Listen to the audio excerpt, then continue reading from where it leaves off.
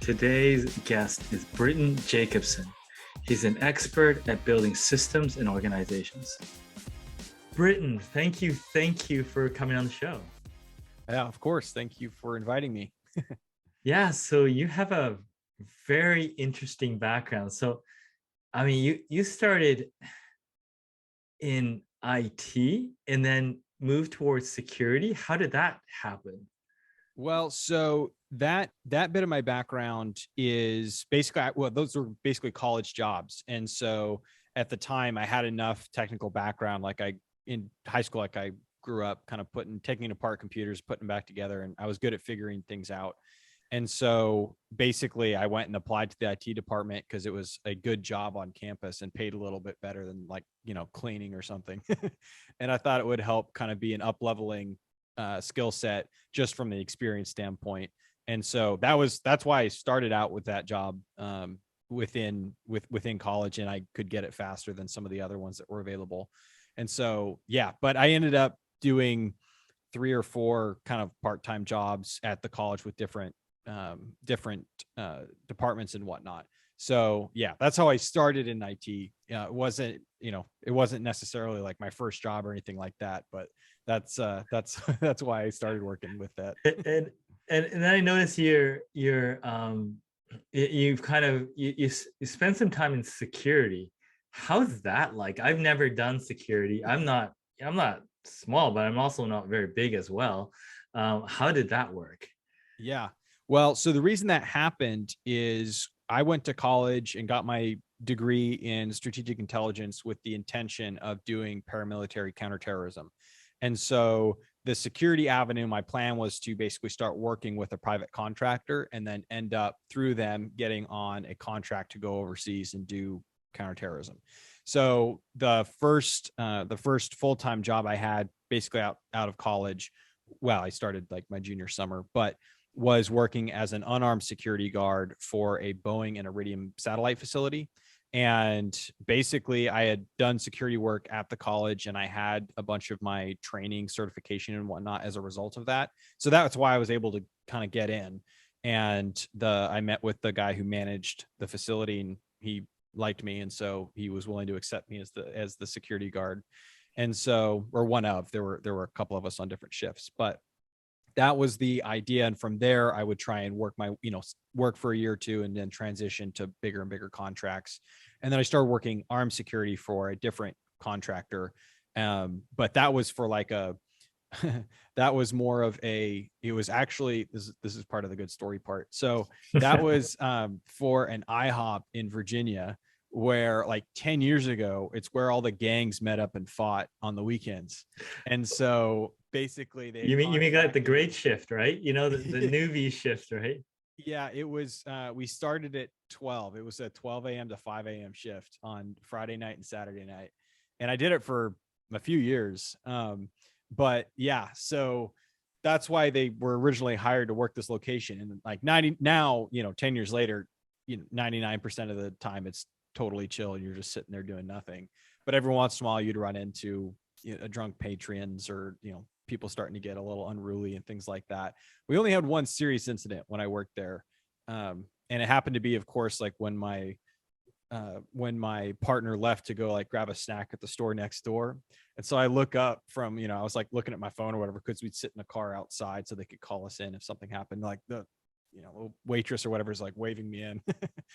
So I was like, all right, time to go. So I walk in, and like before I had seen these people like moving around, and I could tell like something was probably up. And sure enough, I like walk into the lobby as there's like 7 people piling out, all like younger, teenage, maybe younger 20s or whatever kids. And they're all yelling at each other. And one of them's yelling like, where's the car? Tell me where the freaking car is, And then one of the girls starts to like grab me, like, I need to talk to you. I was like, hold on. I got to figure out what this guy is doing, because I know there's a girl in this car that he's yelling about, because I'd seen the group. So I was like, okay. So I told him to sit down. I threw him against the wall, and he didn't sit down. He just like flexed against the wall. And I put him in an arm bar because he started to go out and he was yelling, where's the car? I'm going to, mess it up or whatever. And as soon as I touched him, like I was ripped at the time, I was working out every day of the week. I was playing soccer multiple times a week. And as soon as I touched him, I was like, oh my gosh, this guy is ridiculously strong. And so he pulled out like I wasn't even there and walked out the door. I was like, all right, well, that's it. Like the next step in the escalation of force is spray. So I got my pepper spray. I walked in front of him, or I jogged in front of him and sprayed him in the face. And he went down to the ground. I started to put him in handcuffs. My partner walked around at that moment. He was like, what the hell is going on? You got And this. so he ran into the bathroom, and because my partner came around and distracted me for a minute, he ran into the bathroom. We called the cops. The cops came because we try and push it off to them as soon as, so it's not on us. And they cleared the situation and they took care of him. It took 2 pairs of handcuffs to get him under control, and he was freaking out. But yeah, that was So, definitely a momentous moment. sure. I mean, and then shortly after that, did you reconsider your path? I noticed operations showed up quite in your background. Yeah, exactly. So basically, I I kind of revisited the realization that I have so many different interests and things that I enjoy doing. And I wanted to be able to pursue them, right? Because if I'm doing counterterrorism, that's got to be your number one focus, right? Because you don't kind of screw around with it, or, only do it halfway and survive. So Mhm. I took a step back. I started looking at analyst related roles. And that's when I ended up joining as a warm body, basically the startup at the time, which was the Daniel Morgan Graduate School. And so that's how I started basically in business. Yeah. They And were looking for warm it's bodies. sort of taking a lead in, facility maintenance and construction management, right? That's what it led to. Yeah, pretty much. What ended up happening is the person who started the school ended up being a fraud. And we were in the Washington Post for sexual harassment lawsuits, and it was a mess. But because I was on the operations side, I was kind of one of the people who knew what was going on, and at the time I was the right hand man for him in managing some of the construction that was going on. So when he got fired / left, and the new team came in, and there was all this kerfuffling trying to figure out what was going on, and I was the only one that knew what was up with a lot of the projects, and so it defaulted to me to manage them. And thankfully they were willing to kind of allow me to. And so I definitely got a hot start in construction management, facility management, operations management, and managing contractors, 20, 30 years my senior. They Sure. certainly knew more than I did, but Give they were me, awesome, and they helped walk me through the process and yeah, everything. give me a sense of scale. Like, what were you doing? What was happening? What were the moving pieces? So at the time, so let's see here. I think we had about 15 to 20 students, so pretty small. By the time we left, we were about 50, I think. We had, I want to say, between the teachers and the various employees, I think we had about 30 full-time employees roughly. And I was managing, like, the construction project I was managing was like, there was an $850,000 library build out on 7,000 square feet of an office floor. And then I pitched to the board, and they said, yeah, go ahead. $1.1 million renovation to kind of modernize the facility that we were in. And so yeah. And then as far as like contractors, I was managing architect, general contractor, all the subcontractors, security and events were connected with how I was supporting them and whatnot from the operations side of things. So I managed those contracts and situations as well. Yeah. And then you move on to still into facilities and operations, but for a very, I guess, visible organization. Yes. Yep. Everfi is slash was, they were just acquired by Blackbaud for about 750 million in a cash and stock agreement. But basically at the time they were about $100 million company, and or 100 million ARR. And they'd been growing. They were in 2019, they acquired a team in London. So they were a national team about to be a global team. And they had 3 or 4 different offices around the US and about 150 different remote employees in the US and Canada. And they had kind of built all this up without having a real operations department or a real consolidation effort. And even the facilities, most of the offices and whatnot had come through acquisition. So they didn't really have like a common workbook or anything like that. for how they were managing the offices. And so I basically came in and did kind of an overhaul of the operations department slash created it to a certain extent. They just had various people doing various bits and pieces, and I consolidated it. And so, yeah, I spearheaded the development and kind of the continuous improvement of that department, and certainly on a larger scale, with various offices and the national reach. And then I worked on a ton of different projects while I was Yeah. there. I mean, from your experience earlier to this, it looks like you made a pretty decent leap. What was the key there? I think well, one, relative to Everfi in particular, they were very good about, in my experience, about hiring employees that seemed like they had a dynamic wherewithal to them versus saying, have you sat in the same chair for the last 10 years? Yes or no? So like when I joined, the average age of the company was about 29, for instance, which is super young. And so I think that was a huge plus, honestly. And then I think that the fact that I had a facility slash operations background in education also helped, because that's what they were doing. Even though it wasn't like I was facilitating education, really my role at Everfi, it was, it was more the marketing team and the product team and engineering team and sales team and that sort of thing. But I think that those are probably two key elements that probably helped in a lot of ways. Because there are a lot of people who do facilities, and, I'm sure that there were a lot of applications from people who have managed facilities, but I think that they were looking for that dynamic edge to a certain extent that they really enjoyed incorporating into their culture. Yeah. And you said you sort of rearrange things or optimize things. What are the things that you were working on? So on the operations side of things, for instance, when I joined, they didn't have, like, they had the kitchen, right?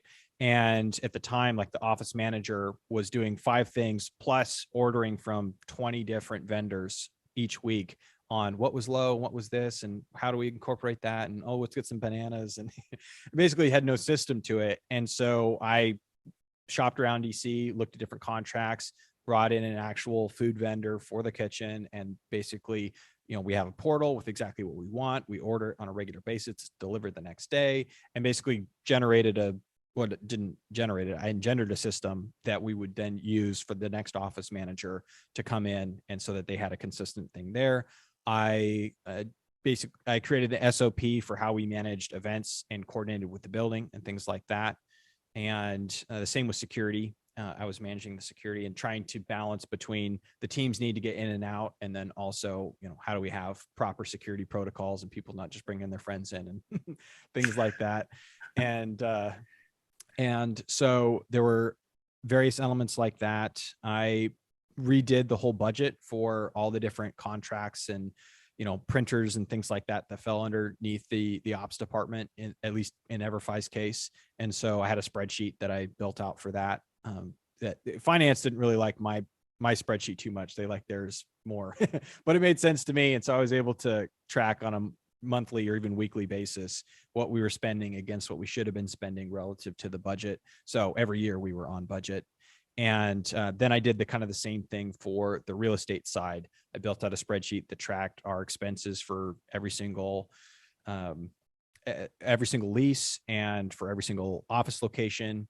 And basically, so that we always knew exactly when something was coming in, accounts payable could check it against the spreadsheet, know exactly that we were supposed to be spending something. And when there was a surprise, I knew where to go to within the lease to check it against the lease and, either get something rectified or consolidated. And that helped us a number of times, because we ran into a number of different issues where somebody's system broke down and, they wanted to send us a bill for 3 times what they should have.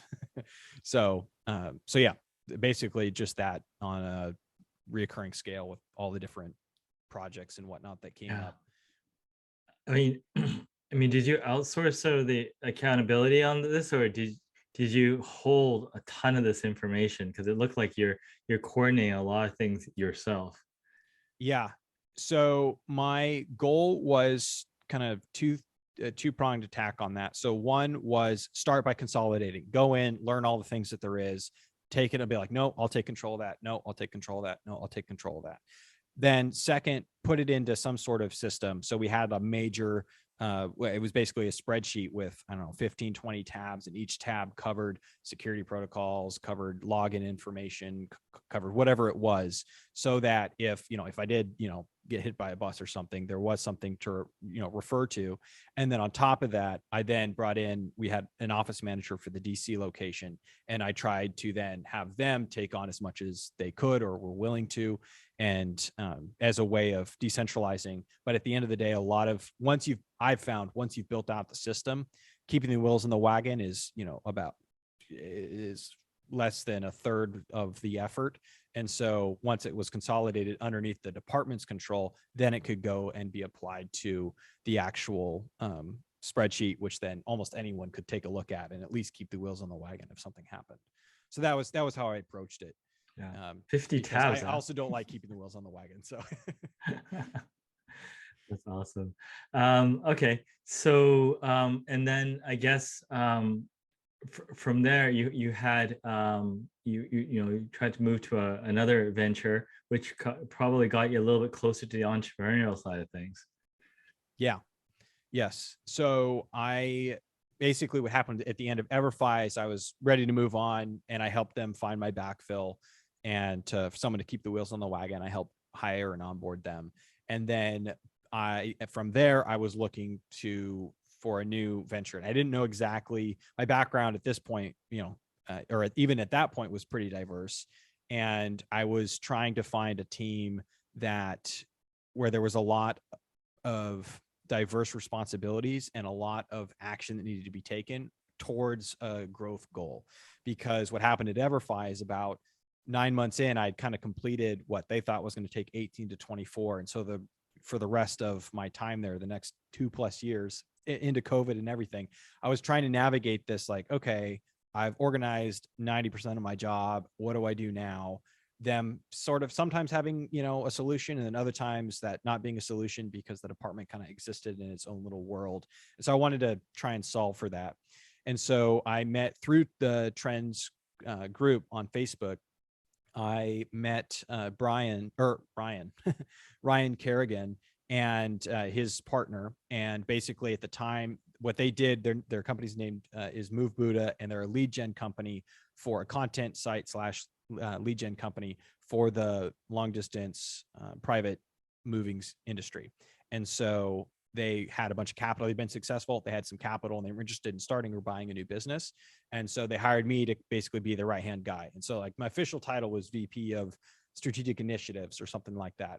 And so the idea was to come in and do a bunch of research and figure out what we wanted to do. We ended up choosing to build a moving brokerage in the same space, where the goal was, because we were better at marketing, better at driving, eyes, is to basically build out not a content site, a tech stack on a site that we could then move 80 to 90% of the sale online, versus having to, do a bunch of salespeople making phone calls and whatnot.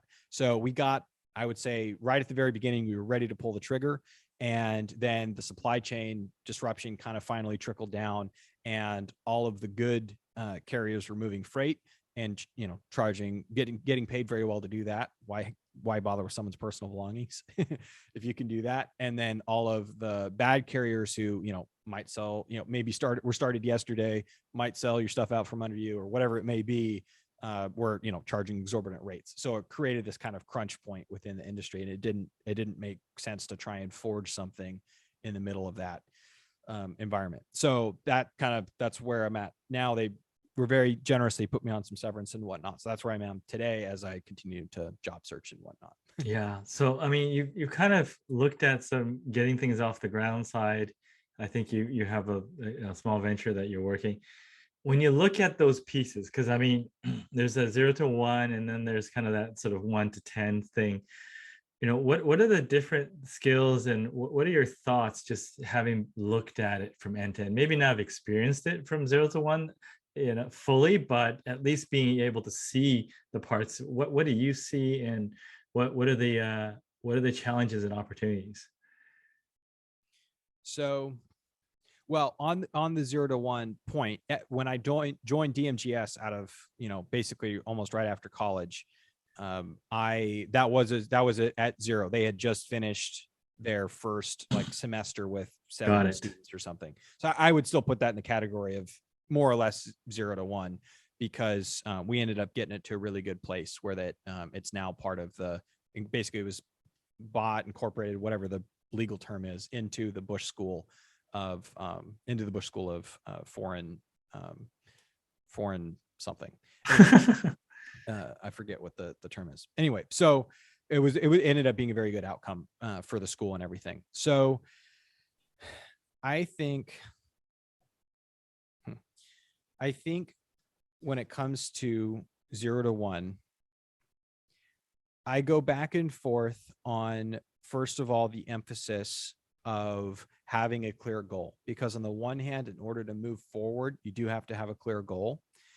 On the other hand, you consistently hear you have to be flexible, and like, this company started out doing this and then it had to pivot and did something completely different, and so I think to a certain extent, the skill sets and the perspectives that matter when it comes to 0 to 1 is more about how you're thinking about your product or about your goal, and how you approach problems that arise. Because I think there's a certain level of critical thinking that has to happen in order to assess whether or not a problem is existential or an actual issue versus one that needs to be solved.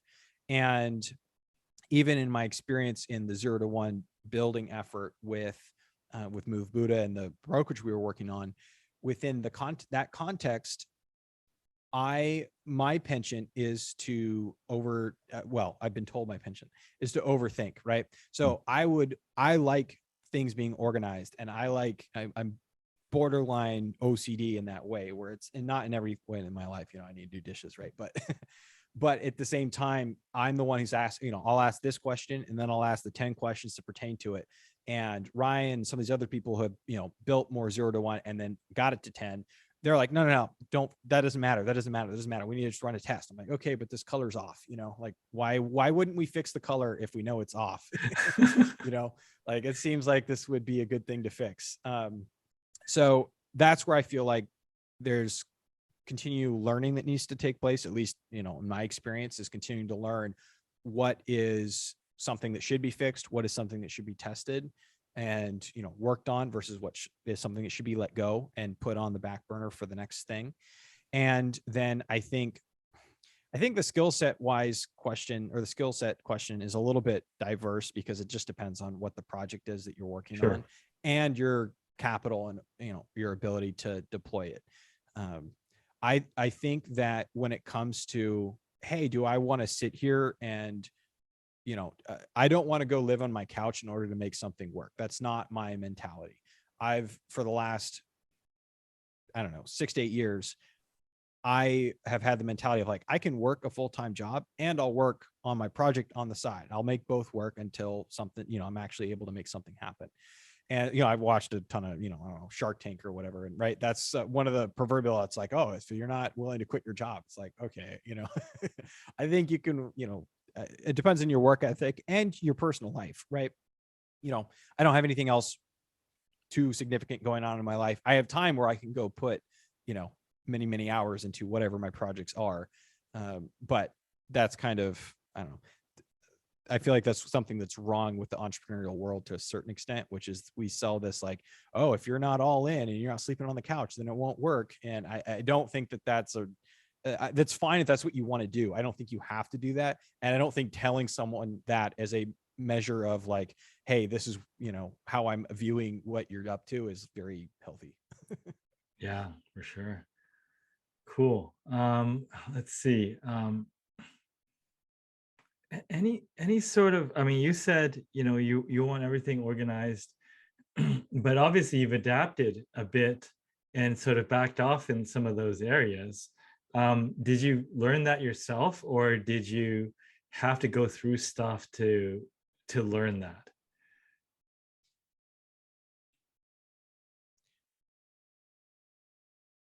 I mean, I think I definitely have had to go through stuff. I think that To a certain extent, I'm a very strong first principles processor and thinker. So when I look at whatever it is, which is whether it's DMGS, Everfi, Move Buddha, whatever the company is, whatever the project is, I always see it as what I call a matrix. And so I'm always looking at how this can be connected or tied and how I can learn from that and how it could influence this other thing and across industry, across the field. So I think that's been very helpful. When I was in high school, I went through a very difficult situation with some relationships in my life and very, very tense. And in those, like, that was a pivotal moment in my life because it's when I had to learn emotional intelligence. And it's when I had to learn how to understand both how someone is communicating and how they're thinking relative to how they're communicating, and then how I can and need to respond in order to not manipulate that, but control that or interact with it in a way that produces a necessary outcome. Mm. So I think that what Give us happens. a tangible example. It doesn't need to be in your life, but just what's a simple example that someone could wrap their head around? So a simple example would be, well, I mean, I'm happy to give the example from in Sure. my case. At the time, I was in a relationship with someone, and their parents were basically very hot and cold. So one week they might be a huge fan of what I was up to and who I was as a person, and the next week, I might get a 3-page email. Let's take everything that was wrong. And so like got back and forth. I had to figure out how to understand what, how something might be perceived and taken, even had nothing to do with where I was coming from. And there were times where I was probably too blunt in how I expressed what I thought about something because I have a very strong personality. And so I had, and that was like, oh, that was a problem, right? And so basically going through that 100, maybe 1,000 different iterations of both sides of the coin, essentially how I'm communicating, how it's being perceived and received, and then how to interact when how to say I'm sorry, it's okay when I maybe wasn't my fault or something along those lines, and how to basically express myself in a mature way, an emotionally mature way, so that I could be heard, and so that both how I could be heard and how I was responding to them, and how I could be heard when I was bringing something up of my own volition. So when I got to DMGS and navigated the insanity of that environment, 4 different executive leadership changes in 2.5 years, sexual harassment lawsuits, contractual litigation, it was insane, right? Second most stressful time of my life. But because I'd already gone through this other circumstance, to a certain extent, on the emotional intelligence level, there are a lot of other things that were very stressful about it, but on the emotional intelligence level, it was actually comparatively easy. I was like, oh, Mm. I've dealt with people, like this before. Like, I know how to interact with these people. I know how to stay on this person's good side and what to say so that they think I'm a fan of what they're up to, even if like I'm talking to this person over here about how, this employee is trying to fire that employee, and basically navigating the complexities there. And so when it comes to, or when it came to kind of trying to learn how to navigate my own perspective on building a company or the parts and pieces that are needed in order to test a subject or test an idea or a landing page or whatever it may be, that's where I think, having gone through, again, 1,000+ iterations of the first principles thinking, or of emotional intelligence, and being able to assess critically a situation in hopefully a wise way, and being able to take in multiple factors, applying first principles thinking, that's how I've been able to, I guess, been blessed to be able to look at situations like a first principle, or like a 0 to 1 company solution, and try. And also I've been trying to, I also have to reinforce being listening to what the feedback is, because a lot of people will give you feedback in the soft comments and in the jokes, and you have to be aware of when, okay, like they probably were just joking,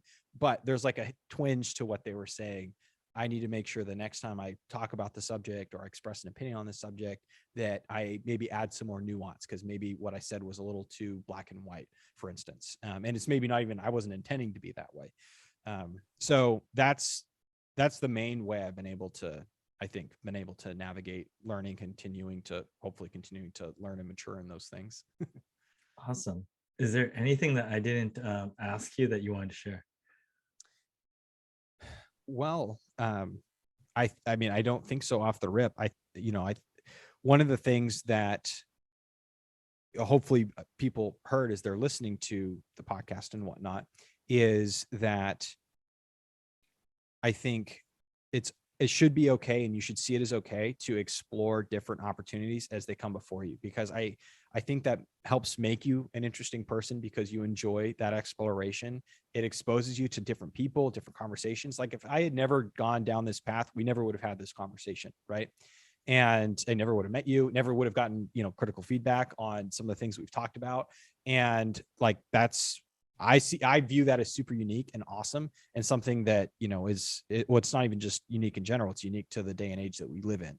And so I just would, hopefully people get that is like, hey, like you should pursue the things that are interesting and challenging, because there can be some really unique outcomes that result. Yeah, perfect. Thank you for sharing.